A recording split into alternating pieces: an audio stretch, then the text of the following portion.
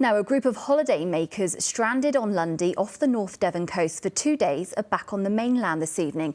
The visitors had to sleep on the island after the ferry, the MS Oldenberg, was disabled with a rope around her propeller. The Landmark Trust, which leases Lundy, has apologised for the inconvenience. David George met the group as they arrived back in Bideford.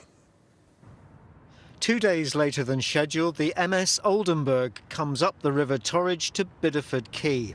On board, the 65 survivors of an extra 2 nights on beautiful Lundy. All had stories of their ordeal. It was brilliant. We slept in the museum on the floor, looked over by a one-eyed gannet. It was quite an adventure. We ended up on a wooden floor in one of the rooms. We were in the bar basically. In a pub? Yeah, in the pub. Suited, that's fine. Well, I mean, what happens on Lundy stays on Lundy, but we've known hardship, certainly. And our bar bill, we put an extra 380 quid on the bar bill. In 2 days? In 2 days. We'll look back in a few years and then, can we remember where we were for Nigel's 60th birthday? I think we might have a few memories about that.